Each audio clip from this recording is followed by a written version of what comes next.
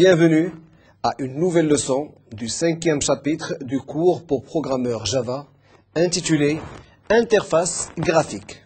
Alors comme vous devez le savoir, de nos jours, il existe plusieurs méthodes pour pouvoir faciliter l'accès ainsi la programmation ou bien sûr l'exécution des programmes. C'est-à-dire que bien avant, les programmeurs programmaient en mode caractère, c'est-à-dire qu'ils écrivaient leur texte, qu'ils compilaient et qui exécutaient. Alors, que ce soit l'entrée des caractères ou la sortie, le résultat, ça se faisait toujours au niveau d'une console. Alors actuellement, vous avez la possibilité de travailler dans un environnement complètement graphique, avec une souris, avec des fenêtres qui vous permettent bien sûr de travailler dans un environnement très agréable, un environnement très rapide, convivial et ainsi de suite. Alors, durant cette leçon-là, on va apprendre comment créer une fenêtre pour pouvoir, bien sûr, travailler dessus. Alors, tout de suite, le menu. Alors, le parcours, les interfaces graphiques. On va voir comment créer une fenêtre, la boucle des messages, comment fermer une fenêtre, comment ajouter des éléments, et puis, bien sûr, le package AWT et le swing. Alors, qu'est-ce que la GUI, ou Graphical User Interface? Alors, elle simplifie l'interaction entre personne et programme. Effectivement, lorsqu'on travaille en mode fenêtre, c'est-à-dire pas en mode caractère, en mode fenêtre, en principe, les concepteurs de ces fenêtres-là, ils se sont tapés tout un mal pour vous préparer tout ça. Mais derrière tout ça, il y a un code. C'est-à-dire maintenant, lorsque vous cliquez quelque part au niveau de la fenêtre, automatiquement, l'objet sur lequel vous avez créé donne naissance à un programme qui est transformé en langage machine. Donc, en principe, c'est un rapprochement. Donc, ça vous évite un petit peu d'écrire en mode caractère. Il suffit de cliquer et suivant les événements maintenant qui se produisent, automatiquement, il y a un code qui est produit et c'est tout de suite transformé en langage machine. Et ça, c'est une chose très importante. Et là, je vais vous donner un exemple concret. Lorsqu'on travaille, par exemple, une page web. Alors, la page web, on connaît tous que le langage de programmation de la page web, c'est le HTML, donc Hyper Terminal Markup Language. Alors, vous avez deux possibilités. Soit vous pouvez saisir votre programme au niveau d'un bloc-notes, et le saisir, et puis bien sûr l'exécuter. Sinon, vous avez la possibilité de travailler dans un environnement graphique qui a été conçu dans ce sens et qui lui-même, suivant les mouvements que vous faites, génère du code HTML. Alors, c'est la même chose maintenant au niveau du Java. Vous avez la possibilité maintenant de travailler au niveau de l'exécution dans un environnement qui est entièrement graphique et automatiquement ces environnements graphiques génèrent des événements et ces événements-là, bien sûr, transforment ce que vous faites en un code qui sera, bien sûr, compris par la machine. Alors, la GUI utilise des dispositifs de pointage, la souris. Alors maintenant, au niveau de la souris, effectivement, lorsque vous travaillez avec une souris, vous avez une certaine résolution au niveau de l'écran, et chaque fois que vous pointez quelque part, automatiquement, il y a un code ou un événement, bien sûr, qui est associé au clic de la souris, et un code est automatiquement, bien sûr, exécuté pour vous donner ce que vous voulez faire lorsque vous voulez cliquer sur tel ou tel objet. Les programmes doivent être organisés, bien sûr, expressément. Bien sûr, lorsque vous êtes en fenêtrage, c'est comme une vitrine, donc il faut absolument les organiser correctement. Alors, un exemple. Alors, on va le voir tout de suite, cet exemple-là, comment créer une fenêtre.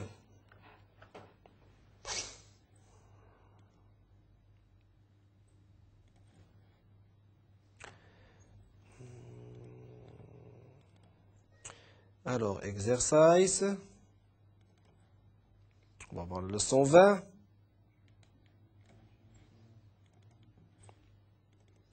Et puis, on va ouvrir la première fenêtre qu'on appellera fenêtre 1.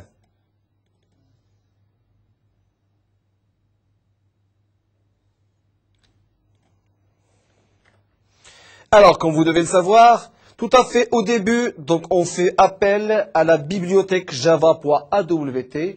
La bibliothèque ou le package java.awt contient des classes qui nous permettent bien sûr de travailler en environnement graphique. Alors, vous avez tout à fait la création classe fenêtre 1, donc vous allez créer une première fenêtre. Alors, public static void main, donc on on fait appel à la méthode main pour pouvoir bien sûr compiler ce programme-là. Alors, frame, f est égal new frame. Donc nous allons créer maintenant une fenêtre avec un titre de la fenêtre qui est appelé ETIA. Nous avons les dimensions, donc f.setSize 320-200, ce sont les dimensions de votre fenêtre. f.setLocation 200,200, c'est-à-dire la position de votre fenêtre au niveau de l'écran. Et puis bien sûr, le statut de cette fenêtre, est-ce que sera visible ou elle ne sera pas visible. Donc automatiquement, comme vous devez le constater, au niveau de la bibliothèque java.awt, vous avez bien sûr l'argument, si vous voulez, ou la méthode frame, qui allait vous permettre de tracer votre Windows. Alors bien sûr, derrière ça, il y a tout un programme qui nous a été préparé. Alors maintenant, on va compiler ce programme-là. Et on va l'exécuter. Et vous allez voir apparaître une fenêtre avec le titre ETIA dessus. Alors maintenant, pour fermer la fenêtre, même si vous cliquez, vous ne fermez pas la fenêtre. Pourquoi? Parce qu'il n'y a pas d'événement de fermeture. On n'analyse pas cet événement-là pour pouvoir, bien sûr, fermer cette fenêtre-là. Donc on doit absolument fermer le programme.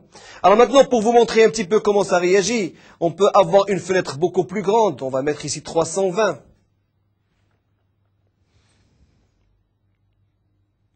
On va recompiler.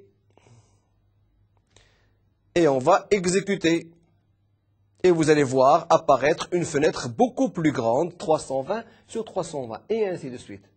Alors, ceci dit maintenant, pour pouvoir utiliser l'environnement graphique au niveau de Java, c'est très simple. Il suffit d'importer le package java.awt et puis utiliser les méthodes ainsi que les classes qui correspondent à ce package.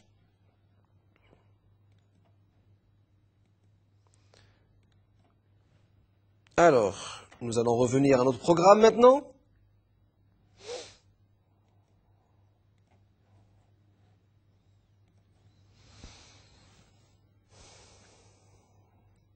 Boucle des messages. Alors, on va voir maintenant comment pouvoir interagir entre les mouvements de la souris et bien sûr vos fenêtres là. Alors, quelques doutes. Pourquoi le programme ne se termine jamais? C'est-à-dire que lorsque, par exemple, vous faites apparaître une fenêtre, pourquoi elle ne se ferme jamais? Elle reste résidente. Elle ne se ferme jamais. Donc, on a un doute sur ça. Comment la fenêtre peut réagir aux demandes faites avec la souris? Alors, vous avez une fenêtre, vous avez plusieurs composants au niveau de la fenêtre, et ça, on va le voir un petit peu au niveau des leçons suivantes. Lorsque vous cliquez, comment bien sûr faire correspondre un programme bien précis au clic à un endroit bien précis. Et ça, c'est la gestion des événements, et on va la voir encore aussi plus tard. L'explication réside dans le concept de programmation réactive, contrôlée par la boucle des messages. Alors, vous avez votre programme, main, qui appelle une fenêtre qui a été déclarée, avec bien sûr tous les composants de la fenêtre, c'est-à-dire la taille de la fenêtre, la position au niveau de l'écran, et puis est-ce que la fenêtre est visible ou pas. Alors, automatiquement, lorsque vous faites afficher cette fenêtre-là, alors sur un événement bien précis, ou sur un clic de souris si vous voulez, lorsque vous cliquez sur une souris, alors sur un point bien précis, ça peut être un bouton de commande, ça peut être sur le bouton de fermeture et ainsi de suite. Donc là, vous créez ce qu'on appelle un événement. Alors maintenant, s'il y a un programme qui s'intéresse à cet événement-là, automatiquement on le notifie, on prévient ce programme-là que cet événement a eu lieu pour que le programme, bien sûr, se mette en marche. Alors, c'est la boucle que vous avez, c'est-à-dire que chaque fois que vous allez lancer votre fenêtre, la fenêtre attend un événement. Le fait de cliquer quelque part, c'est un événement.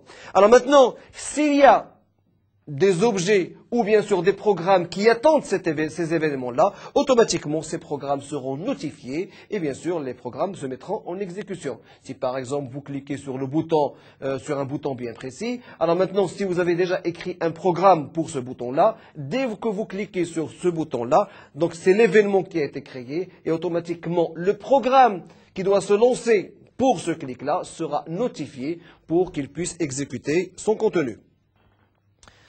Alors, autrement dit, vous avez un objet, par exemple, un heureux événement. Alors, lorsque vous avez un heureux événement, par exemple, je suppose que vous avez un mariage, c'est un exemple pour vous faire, bien sûr, rapprocher de la réalité. Alors, ce mariage, il faut bien sûr le lancer, mais le lancer aux gens qui sont concernés, les gens de la famille, par exemple. Alors, lorsque vous avez un heureux événement, vous posez bien sûr la liste des concernés, et tout à fait après, vous passez à la notification. Donc, c'est-à-dire qu'il faut les prévenir qu'il y a un événement qui a eu lieu. Alors, que signifie pour une donnée objet recevoir une notification? Alors là, je m'explique. Vous avez un objet qui contient bien sûr un programme. Alors maintenant, ce programme-là ne peut s'exécuter que si, par exemple, vous avez cliqué sur un bouton bien précis. Le fait de cliquer sur un bouton bien précis donne naissance à un événement. Alors maintenant, si le deuxième objet est concerné par cet événement, il sera aussitôt notifié. Alors, s'il est notifié, ça veut dire qu'il doit être au courant que quoi? Que le bouton a été cliqué, on a cliqué sur ce bouton-là pour pouvoir, bien sûr, exécuter le contenu de ce programme. Alors, une méthode adéquate de cet objet est appelée. Alors, comment fait-on pour apparaître ou pour paraître dans la liste des intéressés? Alors, en principe, en Java, lorsque on programme des événements, on programme aussi la liste des objets qui sont intéressés par un événement bien précis. Alors, ils sont stockés au niveau de Java, et dès que, bien sûr, cet événement a lieu, automatiquement, les objets concernés sont aussitôt notifiés. Alors maintenant, si nous faisons une comparaison entre le C et le C++, au niveau du C++, on avait une file d'attente, une file constante de la file des événements. Donc c'était si vous voulez, une boucle géante avec plusieurs switches. Alors c'était très lent, c'était désagréable, mais le seul avantage qu'il y avait, c'est que on passait tous les événements, c'est-à-dire que tous les événements étaient présents, contrairement maintenant à Visual Basic où vous avez une liste d'événements que vous devez programmer. De toutes les façons, au niveau du cours prochain, on va faire un certain rapprochement entre Java et Visual Basic en matière, bien sûr, de programmation des événements. Alors, il faut s'enregistrer. Bien sûr, maintenant, lorsque vous êtes intéressé par un événement, il faut vous enregistrer. Alors, tout le monde peut s'enregistrer, effectivement. Donc, tout le monde peut s'enregistrer pour un événement bien précis. Par exemple, le fait de fermer la fenêtre en cliquant sur la croix tout à fait en haut à droite, automatiquement, tous les objets doivent s'enregistrer pour cet événement-là. Uniquement ceux qui mettent à disposition les méthodes qui doivent être appelées. Alors maintenant, les gens qui appellent certaines méthodes, parce que maintenant, pour pouvoir s'enregistrer, il faut faire appel à certaines méthodes. Alors maintenant, les gens ou les objets qui font appel à certaines méthodes, ce sont bien sûr les objets qui allaient être notifiés, bien sûr, de l'événement. Pourquoi en poussant le bouton ad hoc, par exemple, la fenêtre ne se ferme pas? Alors là, je reviens à l'exemple qu'on vient de voir tout de suite. C'est que nous avons bien sûr programmé l'affichage d'une fenêtre, mais au niveau, lorsqu'on clique sur la croix en haut à droite, la fenêtre ne se ferme pas. Pourquoi? Parce que effectivement, nous n'avons pas utilisé de méthode pour pouvoir bien sûr être averti si l'événement a eu lieu ou pas. Donc automatiquement, on ne peut pas fermer la fenêtre. Alors tout de suite maintenant, on va vous montrer un petit peu comment ajouter du code pour pouvoir fermer la fenêtre. C'est-à-dire que pour être bien sûr averti si l'événement est présent pour pouvoir fermer la fenêtre. Alors parce qu'aucun intéressé ne s'est enregistré à la fermeture et donc rien n'arrive. Alors pour pouvoir perfectionner l'exemple, on va revoir notre exemple de tout à l'heure, mais cette fois-ci on va voir la fenêtre numéro 2.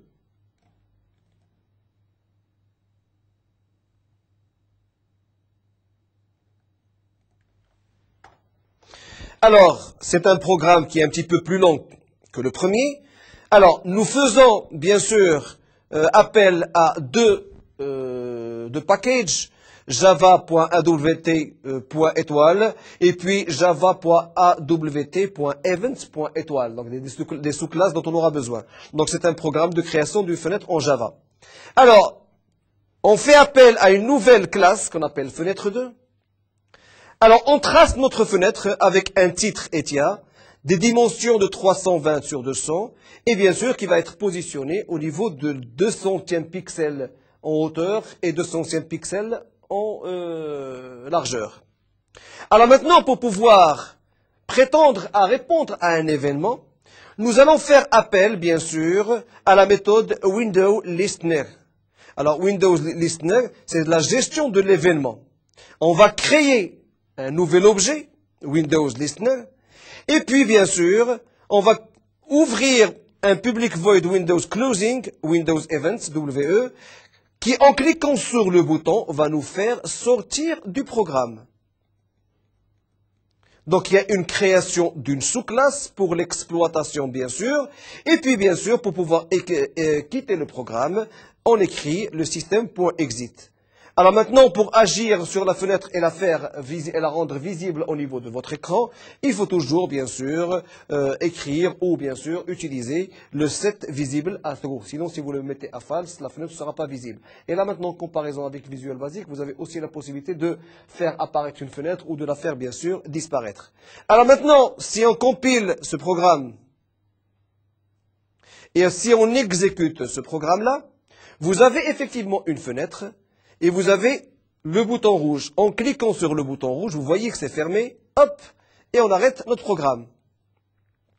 Contrairement, bien sûr, au premier programme qu'on avait fait, où on n'avait pas pris en considération, bien sûr, le bouton de fermeture. Alors maintenant, vous pouvez trouver énormément de programmes, énormément de codes pour pouvoir gérer les événements. Alors vous utilisez bien sûr des méthodes qui allaient pouvoir capturer les événements. Je ne dirais pas capturer les événements, mais être averti qu'un événement a eu lieu pour pouvoir, bien sûr, prétendre à exécuter le programme correspondant.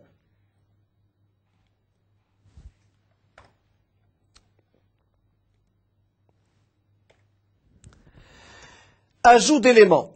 Alors, fichier, chapitre 5, fenêtre 3.java. Alors, on va voir maintenant, parce que jusqu'à présent, on a vu comment créer une fenêtre, comment avoir un titre d'une fenêtre, à un certain emplacement, bien entendu, avec une certaine dimension, et comment, bien sûr, programmer des événements. Maintenant, on va voir rapidement comment, par exemple, ajouter du texte au niveau de la fenêtre, comment ajouter un bouton au niveau de la fenêtre. Alors, on va revenir toujours à nos programmes,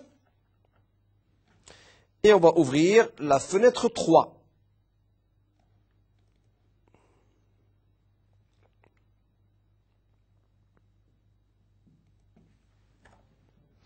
Alors là aussi, on reprend le même exemple. Alors jusqu'ici, c'est ce qu'on vient de voir pour l'instant. Donc la création de la fenêtre, elle est là. Et puis bien sûr, le programme qui allait attendre, qui veut être averti sur un événement bien précis. Et puis bien sûr, l'insertion d'un label, new label, Java est facile par exemple. Et puis, on va ajouter ça au niveau du centre parce que L, c'est un nouvel objet de type label, et puis vous avez f.ad pour pouvoir positionner ce label au centre de la fenêtre. Alors B, c'est un nouvel objet de type bouton, donc c'est un new bouton, avec une affectation OK, c'est-à-dire que le B va recevoir une affectation OK. Et le B va être positionné tout à fait au sud, c'est-à-dire au bottom de la fenêtre. Et puis f.set visible pour pouvoir afficher la fenêtre. Donc, on va compiler ce programme. Et puis, on va exécuter ce programme. Et vous allez voir apparaître votre fenêtre avec ETIA. Java est facile qui a bien été placé au milieu. Le bouton avec OK qui a bien été placé tout à fait en bas de la fenêtre. Et puis, en cliquant sur la croix rouge, vous fermez votre programme. Alors bien éventuellement, ça ce sont des classes qui sont préparées. Ces classes-là, vous pouvez bien sûr les réutiliser au niveau d'autres programmes ou d'autres classes nouvelles.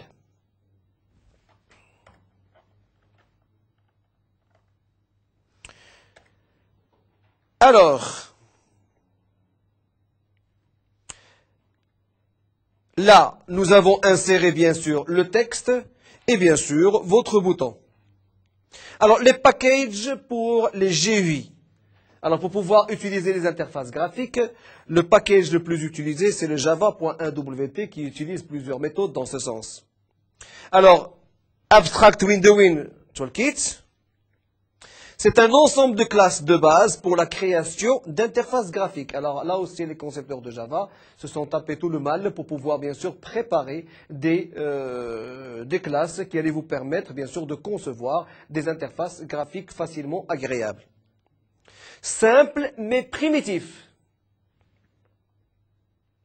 Vous avez aussi le Java.Swing qui reste une extension de AWT, JavaX.Swing. Riche de fonctionnalités, mais complexe cette fois-ci.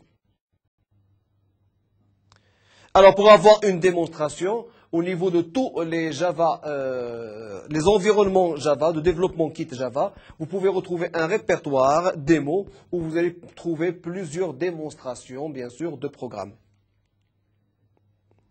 Alors maintenant, notre cours prend fin. Si vous avez besoin d'informations complémentaires, vous pouvez toujours vous connecter au site de Netuno en cliquant sur le lien Mednetio.